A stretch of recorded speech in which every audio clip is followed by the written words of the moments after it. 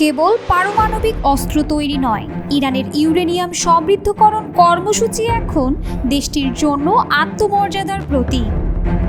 যুক্তরাষ্ট্র ও ইসরায়েলের যৌথ হামলায় ইরানের বেশ কিছু পরমাণু স্থাপনায় ভয়াবহ ক্ষয়ক্ষতি হয়। তবুও দেশটি জানিয়ে দিয়েছে তাদের ইউরেনিয়াম সমৃদ্ধকরণ বন্ধ হবে না।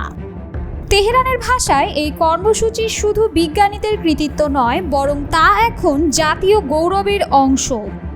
আল জাজিরার প্রতিবেদনে উঠে এসেছে এই তথ্য।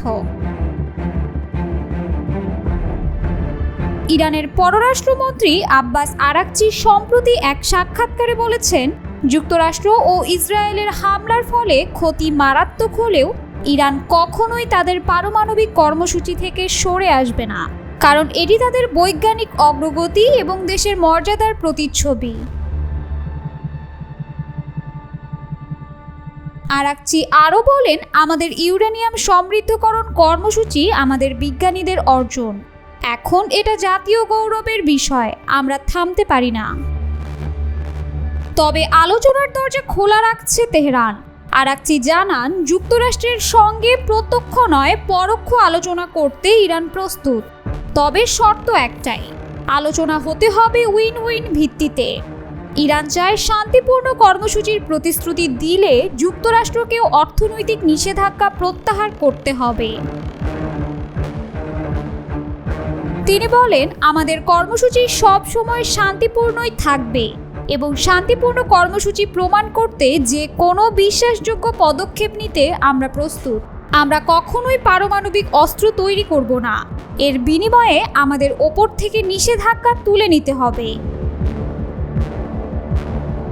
ইরান ও যুক্তরাষ্ট্রের সম্পর্ক নিয়ে এই বক্তব্য এসেছে এমন এক সময়ে যখন মাত্র মাসখানেক আগেও দুই দেশ আলোচনা চালাচ্ছিল নতুন একটি পরমাণু চুক্তির জন্য। 2015 সালে স্বাক্ষরিত পরমাণু চুক্তি থেকে ডোনাল্ড ট্রাম্প প্রেসিডেন্ট থাকাকালে 2018 সালে একতরফাভাবে সরে আসে যুক্তরাষ্ট্র। এরপর থেকেই চরম উত্তেজনা বিরাজ করছে তেহরান ও ওয়াশিংটনের মধ্যে।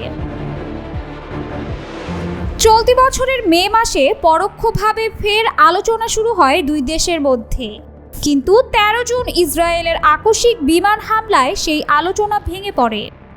ওই হামলায় ইরানের একাধিক সামরিক ও পারমাণবিক স্থাপনা ধ্বংস হয়। এতে মারা যান 900-রও বেশি মানুষ।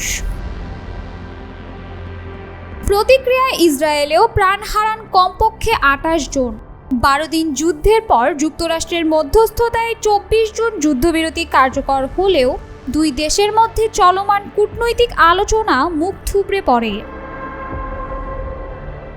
এই হামলা শুধু পরমাণু স্থাপনার ক্ষতি করেনি, ভেঙেছে বহু মানুষের স্বপ্ন। যেসব গবেষকরা শান্তিপূর্ণ উন্নয়নের কথা ভাবতেন, তাদের অনেকেই আজ মৃত অথবা নিখোঁজ। ইরান এখন দ্বিমুখী কৌশল নিচ্ছে। একদিকে জাতীয় গর্ব ও বৈজ্ঞানিক অর্জনকে সমুন্নত রাখা, অন্যদিকে আলোচনার মাধ্যমে সংকট নিরসনের পথ খোলা রাখা।